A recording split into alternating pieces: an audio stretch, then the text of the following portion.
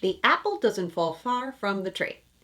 In this episode, I want to talk about all the messiness, the craziness, making some applesauce on episodes 10 through 11. Oh, let's get into it and let's talk about how to do this better, people. Welcome to Reality TV Therapy with me, Dr. Diane. For those of you new to my channel, I'm Dr. Diane Strakowski, licensed psychologist, and my side hustle is watching reality dating shows and commenting on it because you need to know what to do, what not to do. And I've gotten so many emails, DMs, comments from my videos about what the heck is going on with some of these people.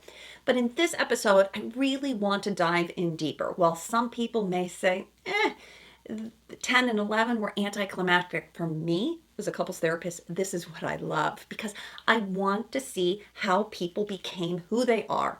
And as a couples therapist who analyzes people's past relationships, this episode is particularly juicy. Let's review AD and her mother and Clay. Well, first off, AD's mother, can we just say she is a beautiful woman. I was very impressed. She really had it together. What a wonderful cheerleader. No wonder AD is as lovely, as positive, and upbeat as she is. Because her mother leads with so much positivity. Like, these are the 25 reasons why I think you're amazing. Her mother is really just a lovely person. But here's the problem. Her mother is also a little bit naive and thinks that Clay, we're talking about like different things. Okay. AD comes in and says, Mom, I'm really in love with this man. I think I can follow him. Do you remember that in the pods where AD said it was so important that she can follow a man? Very Christian, very traditional, but that's where she's coming from. And then the mom, of course, gets caught up in the energy. She meets Clay and she's like, oh my goodness. And you're like Michelle Obama and Barack. And I'm like, whoa, hold on. Now, to AD's mother's credit, again, wanting to just love on her daughter, she really does a nice job saying, now here's Clay again, talking about his parents and their divorce. And she says, and I wonder, is she a therapist herself? She says, Clay, your parents' divorce is not your issue. Bingo. I loved that. That was perfect. She's also saying, don't bring this into my daughter's situation. You need to work that out. But here's the part that I thought maybe she just doesn't know.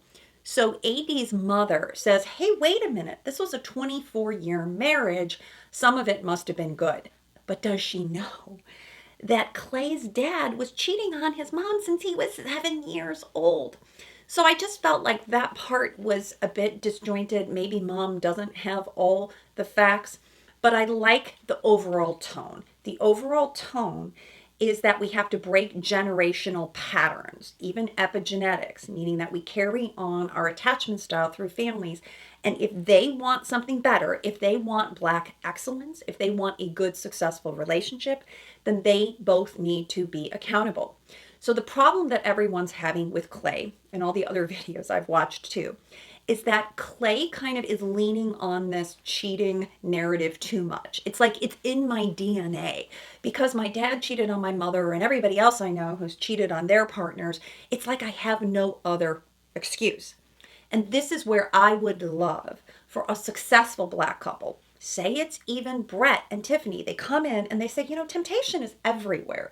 It's just something you have to deal with. It doesn't mean you necessarily need to cheat. Maybe what you need to do is, as a couple, make sure you have enough variety and fun and spiciness and all these other things. But I think there's just a lot going on there. I want to go into this a little bit more because I also think there's an issue with a lifestyle mismatch, if you would agree with me, with Clay and AD, and I think we have to get to that. But now I want to go back to families, talking about Amy and her father.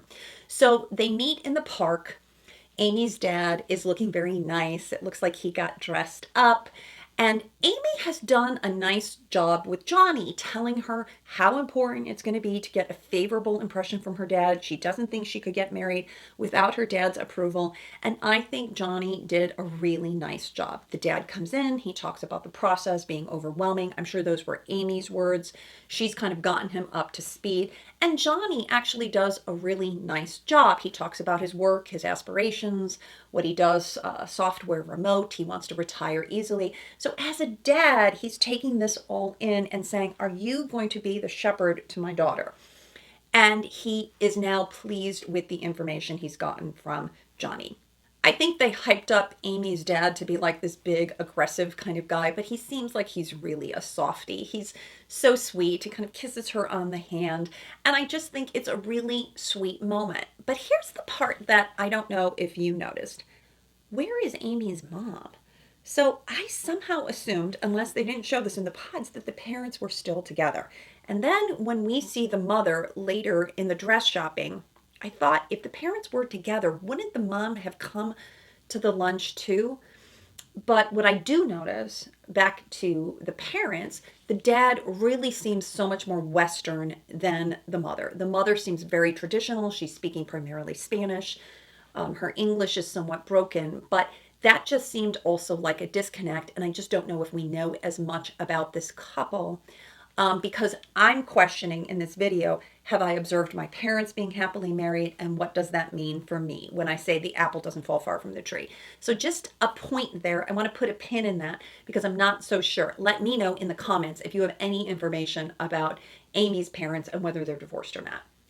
We got to talk about Jimmy and Chelsea.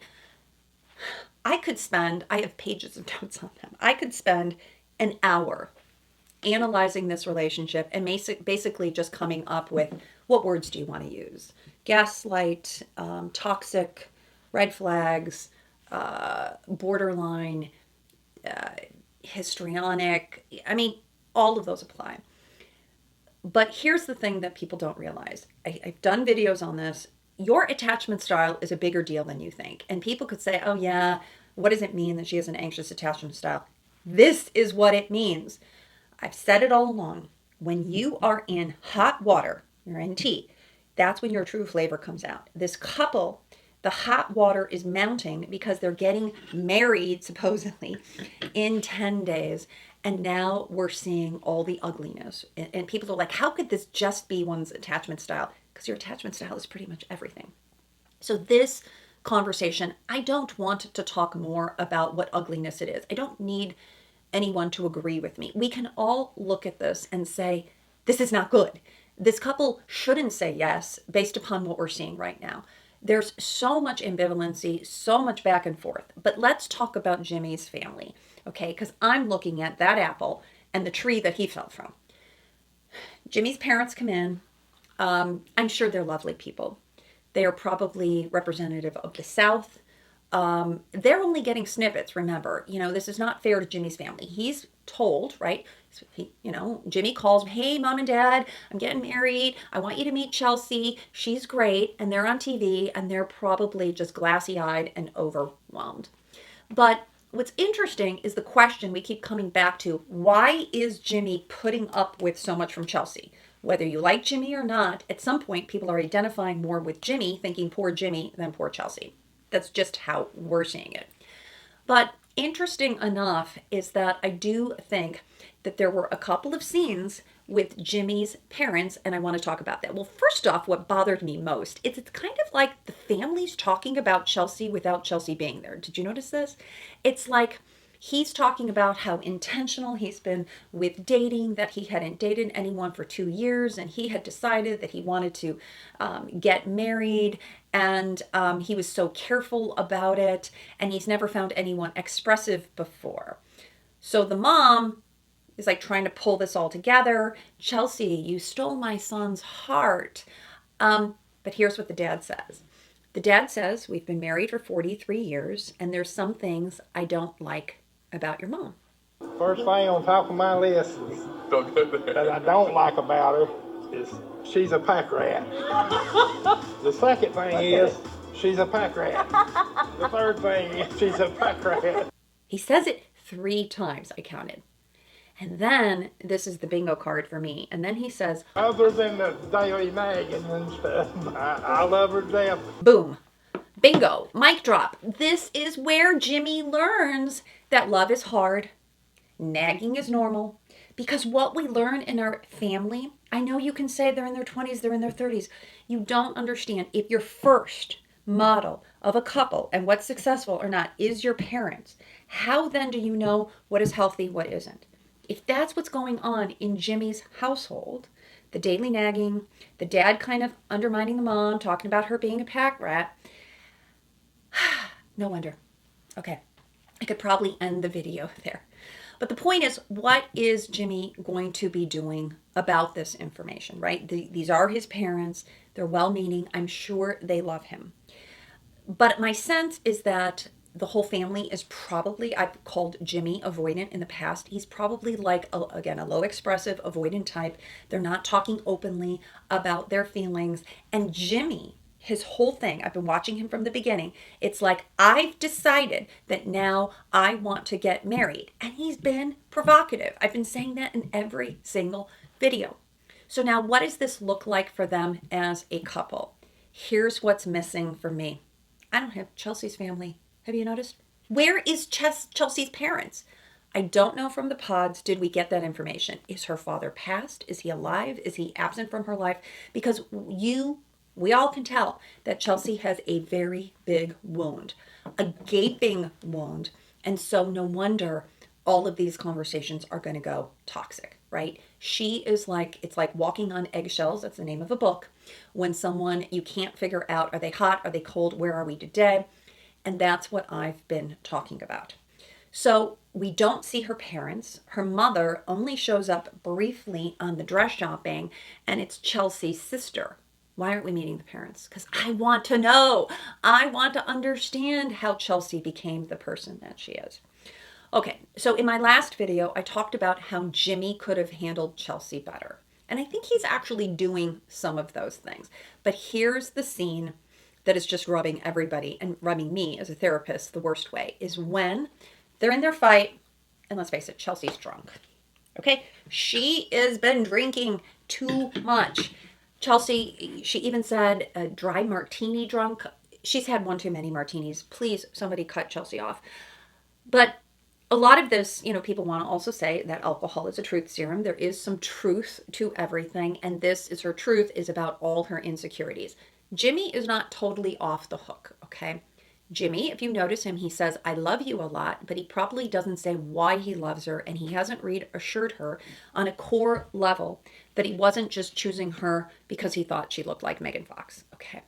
So there is a disconnect here, and Jimmy is part of that. The problem is, Chelsea says, after the fight, I love you even more after we had the worst fight. Okay, what is that? That is an anxious attachment style that says, the fear of losing you caused me to care so much about you because I knew that I might possibly lose you, that now I'm even more connected to you. I know it sounds so messed up, but ultimately underneath all of this is Chelsea's fear that she will be abandoned or rejected, because that's what the anxiously attached person fears. So step back from all of this. The biggest sin that Chelsea has made is that she really has blindsided Jimmy, okay? Throw away all those other terms, again, the gaslighting, everything else. This is the problem. Chelsea, on some level, has some shame. She's had a failed relationship. She's probably gotten negative feedback before. She has said that everybody has cheated on her. When you enter into all relationships with a mistrust, and you can't really trust anyone because you don't trust yourself, you don't trust your history, and you don't trust your parents, you trust your background, it becomes the pattern and the theme. Okay, so she blindsided Jimmy by making him think that she was cool and easygoing. And I'm so loving, and I pour into everyone else. It's like I'm just like a puppy. I'm just waiting for the right person to love me. And now Jimmy's trying to love her, and nothing he does is quite right. So the problem, the big sin, is that she pretended that she was cool, and we know that she's not. Had she been more authentic, more who she really was, to say, I need validation, I need support, I need all these other things, I don't know if Jimmy would have chose her, because I think Jessica was a little bit of the same way, but we're going to get to Jessica later. Jessica was just more authentic in who she was. But it wasn't just saying she looks like Megan Fox. It was saying that I'm not that girl. And so now Jimmy is left to believe with, who are you? Are you the person you told me you were in the pods, or this person now? So this just, again, there's the alcohol. They should have timed it. They just should have called it quits, because now we're getting into this whole thing. He went out for an hour. He was gone. He's only been gone for 3 hours. And where is he? And what is he doing at work? And you know the drill. Okay. And why is Chelsea getting so embarrassed that someone else saw her man out of the pods? I mean, you're going to be married to him. It's going to happen. And I just think this couple really needs to be going there. So as a couples therapist, another sin, so to speak, or a mistake that this couple makes, I don't know if you caught this one, is what I call the golden rule. In this dialogue, in this question, I'm not paying attention to all the drunken talk. I'm paying attention to some key things. And Chelsea says, do you understand what we're up against? Okay, meaning the time frame. The water is heating up, it's boiling. And the fact that Jimmy even goes out, because she says, I wouldn't be doing that. Okay, I have turned down my friends, said no, because like we're focused on us. And so the fact that he leaves her now for any minute is somehow a huge problem. The mistake is what I call using the golden rule. What is the golden rule? The golden rule is do unto others the way you would like to be done unto. Did you hear what Chelsea said? I wouldn't do that to you. She's using the golden rule. But the problem is the golden rule doesn't work. It's very individually focused. She's not focused on the platinum rule. The platinum rule is do unto your partner the way they would like to be done unto. And Jimmy is saying, I would like you to trust me in going out. I need a little space from you. I'm getting crowded. I'm getting flooded. This is way too much for me. And I'm getting tired of you not hearing me. When I say I love you and you're saying that's not enough, I'm not getting it right, move the cheese, do this, do that. He is just feeling beaten down. And I said in my last video, his needs are just as important as her needs. And therefore, we really need a couples therapist to get in there to do what I call leveling. Okay. Here's another mistake. I also follow Chelsea on social media. And she is trying to defend herself. And she has said that she has a therapist because, you know, everybody's writing in the comments, get therapy. But here's the thing I want to say on behalf of therapists. Say I have Chelsea as my client, which she's not. She comes to me, though, and says, hey, Dr. Diane, I just want to tell you. And she's crying and sobbing in my office and telling me of yet how the next guy did her wrong. I don't care whether it's Trevor or her ex or it's Jimmy. And she comes to me and she tells me all the horrible things that she had to put up with and how no men love her and how she pours into everyone and nobody's quite kind of good enough. Okay. My job as a therapist is not to challenge her. I don't have any data. I don't have the video clips. I have only what Chelsea tells me. So I listen to her and I go, wow, that's hard. And I can hear that. And kind of like, oh, you poor thing, right? Individual therapy sometimes doesn't help you that much because they double down on what I need and what I want. And that's what Chelsea's doing. I told you, I want a man who doesn't do that. You lied to me in the pods. You told me that you didn't go out. He probably said, I don't like to go out. It doesn't mean I don't go out. And he probably said, I don't party a lot, but he still goes out. And so maybe he gets home early. But you see, there's just so much projecting what she would have done, her needs. And it's like she's weaponizing all of that because I know what I want. I should get it. And this is how, as a couple, they get trapped, right? Because he says, do you want me to back off from my friends? And because she hasn't said that, then she says it. And then he says, no, I'm not going to do that. So Jimmy, I think, is just trying to, he's conflict avoidant. He's going to say anything, but then he's like, no way, you're not going to tell me what to do. It all just goes wonky. Okay, so what I'd recommend for Chelsea, I know it's hard, but you have to find a couples therapist who might also work with you individually. I don't think they're together. I don't know. And I'm going to get to my predictions about this couple. But here's what Chelsea needs to figure out. She needs to figure out the platinum rule. Okay, if she really does her work, is that there's another whole person here. This isn't just what you want, Chelsea. This isn't what you need. This is a balance, and that's what's missing here. So as a couples therapist, I'm leveling that out. Okay, so what I would be saying to both of them, I would say, you know, I could see, Jimmy, that you feel blindsided by Chelsea because you thought that you were getting a happy-go-lucky, easygoing person, and Jimmy, to hold you to it, because I would have watched the tapes, that you were a little bit provocative in the pods. You were. That you led all these women, because they all were hot for you, to like believe that this is what you wanted. But I don't think you thought of it. It's not just timing, like I've decided I'm getting married. It's figuring out two people. Okay, so he was a little bit naive in all of that too. Then I would be talking to Chelsea. Chelsea, here's the thing. You need some real skills in calming down, in validating yourself, in reworking your own personal tape about love. And you need to ask for what you want because you do kind of slip up and you get angry and you're pushing Jimmy away. So this is where, as the couples therapist, I am looking to help the couple. What do they need to do is they need to calm down and they need better repair skills. They need to like land that fight quicker. Jimmy needs to say time out. Okay. He could even say to the camera crew, time out. Chelsea's drunk. This is ugly. I don't want this film. I want to protect my woman. Can you imagine that? Now, they wouldn't have the drama that they have, and we wouldn't have all this footage. But that's what a good protective partner would do. So now, here's the part. Back to Jimmy's parents, okay? The apple and the tree. So I thought this was telling. Now they get back. Now he's left because he's flooded. He needs some time. He needs some space. He says he went on a 4-mile walk. I'm thinking, maybe Forrest Gump, he needs even further than that. He comes back and he wants to assess where she is.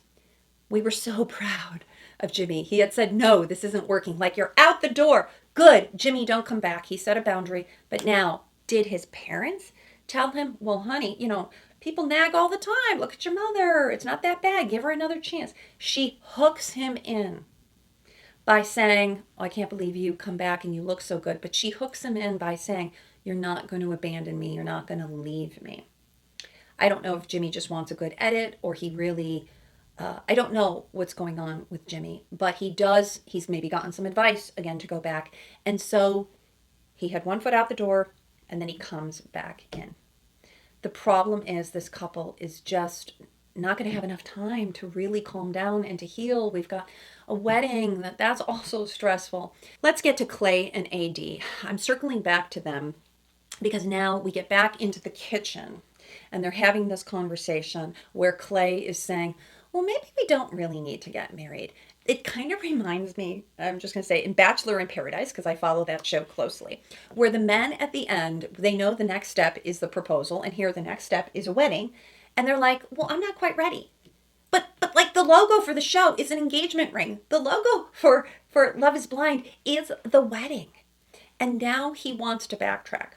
But as I said, I think that this couple, where the mother is trying to give her daughter good advice, but I think they're kind of missing each other. I do feel like what's missing for me here is this couple being aligned in lifestyle. So they said something important early on that they joined because they're both entrepreneurial, right? They joined in the pod around that. But AD has some weird lifestyle. She's starting to work at a nightclub and she does the books for them or something, but I felt like what I wanted to see happen for me to feel confident about them. There's the conversation about infidelity, but sometimes you have a job that makes it easier to cheat.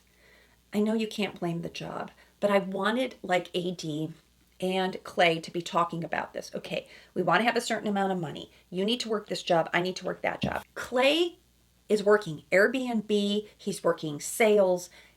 Is that a cover to like get a normal job? Have AD work a normal job, because otherwise there's all these stories about like it's like Clay's working for the Secret Service and he's never there and he can't get to the barbecue, and I just see this as a bigger issue. I want them to align more on lifestyle and talk about the sacrifices they're both going to make. So it's not like you're keeping me from other women. He's got to get over that. He really does. For me to feel good about this couple, I'm like, I wish we could see more alignment. Let's talk about Laura and Jeramey and Sarah Ann. So Jeremy's going to show up in wearing nothing else but sunglasses and his Hawaiian shirt. He is passive aggressive. As I've said before, he's a low expressive avoidant type. He just doesn't have good conflict skills. Laura in the last scene asked him, tell him about where he was, and I did even a video on this. Since then, we found out that, you know, his Apple Watch gave him away. He was with Sarah Ann. But the minute that you that you leave your phone in the car, you're cheating. You're trying to like cover up or hide something. And now all the conjectures about, well, I was texting you and trying to send you flowers. It's like, what is that going to do, Jeramey? You need to talk about real time and own your stuff, because it feels to me like a Jerry Springer moment where like two women are fighting over some guy and he's just sitting there like, I don't know. And it's like, I do like that Laura said, I have to hold Jeramey accountable for what he did. Sure, Sarah Ann wasn't respectful and sent that DM, but this is Jeramey, her fiance, who is ultimately disappointing her. And so the rest of that is just kind of silly. But I went back to the original tapes, and this is why I thought he was passive aggressive. Did you notice in the pods, this is really fascinating, Jeramey's body language? Every time they were talking, and I kept thinking this is so weird, he stands behind the sofa. Rarely did we see him, but we saw him with Sarah Ann sitting on the sofa talking to her. And I thought, what physically, like this is a barrier. What is he hiding behind? What is that body language saying? He knows that she's a woman who's going to hold him to a certain accountability. She wants certain things. He told her that whole story about this family that they were going to paint. But I felt like he was never authentically himself. And so why does the man sometimes cheat with someone else? This other woman accepted me in a different way. Now, here's the other thing. I think these couples, let's talk about Sarah Ann because she gets there to the barbecue. I think they're contractually obliged to stay at this barbecue. Why else would they be there? Otherwise, they'd say, the heck with this, we're out of here. But instead, they try to, you know, like, let's go ride jet skis. It felt like so inappropriate. And then, of course, poor Laura, she shouldn't have to see that.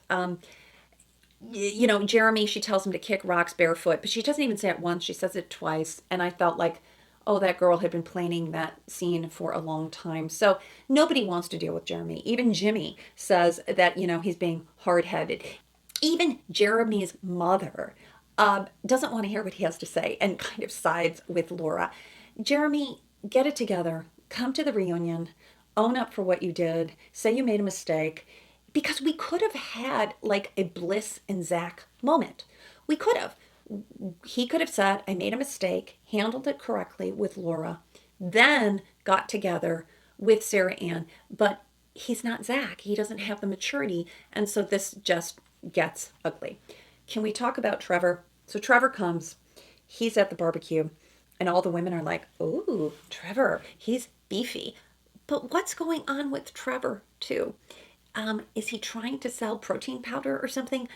Trevor, you know, it turns out there's been so much controversy about that. He, of course, had a girlfriend, a serious girlfriend, who knew about him going on Love is Blind.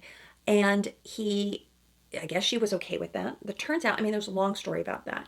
Go on Reddit. You can read about all of this. I mean, she was married too. So she was in on that. And then maybe they had some kind of agreement, but then he went against his agreement. So she outed him. But so disappointing. So everything that Trevor says at that point is like, wah, wah, wah, because you can't really believe it. Let's talk about Jessica and Jimmy. So I did that Barbie little reel about the EpiPen. I was disappointed. Like I was ready for like the mouth drop, but sure enough, Jeramey had shown Jimmy the picture of Jessica on Instagram or something. And now if you went to Nick Viall's podcast, Jess was on the podcast.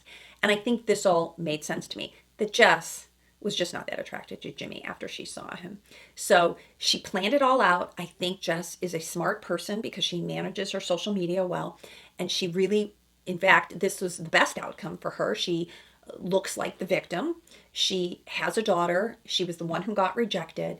But she had it planned that she was going to shake his hand. He does the church hug. Awkward though that is, it all creates this storyline for Jimmy to just kind of be like gobsmacked and be like, oh my gosh, I made a mistake. But I don't think Jess really thought that. Do you? I thought Jess saw him and she's like, oh, Jimmy with the juice, not that juicy. I just think the minute that because she said on Nick Viall's podcast that she thought that he was more like maybe Trevor, like this big beefy guy with a beard, and he's not that. So I think the two of them are very respectful.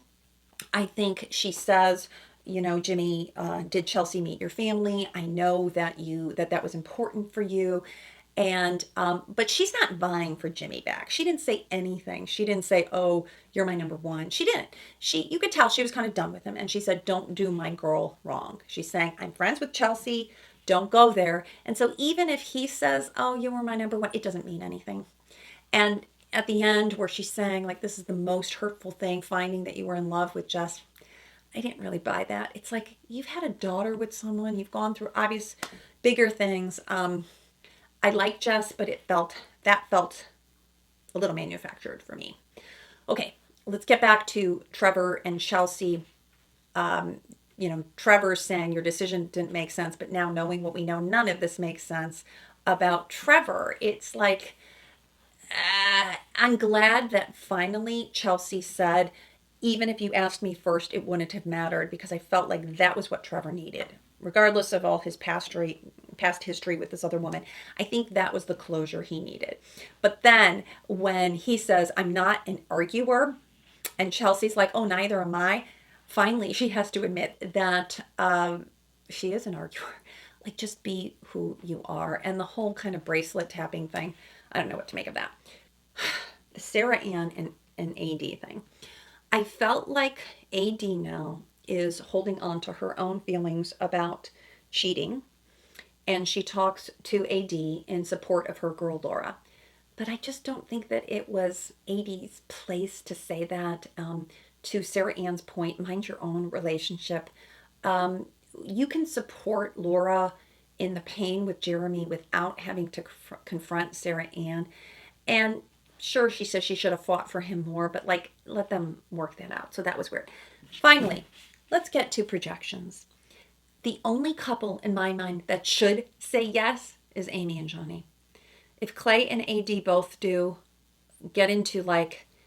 just get into a bubble and do like couples therapy nonstop.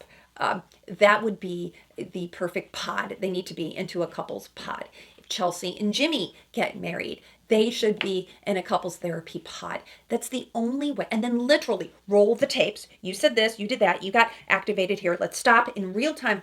Let's do something different. Here, Jimmy, teach Chelsea how to calm down. Clay, watch your words. Calm down. Talk about. It's like we need hands-on stuff. Okay. So for the reunion, of course, I would hope for redemption, but I just don't know if we're going to get that. Let me know in the comments, like, let's dish, let's talk. What is any of this helpful? If you had a partner like Chelsea, what could you be doing? If you were Chelsea yourself, what could you be doing? I just feel like I don't want to add to the negativity. I mean, even Jimmy Fallon is doing a video about this couple. And the point is how to do it better, because that's the love lesson. How not to let your past, I know that this apple came from that tree, but how to make different applesauce in your relationship now. That's the message. And with that, I will say goodbye.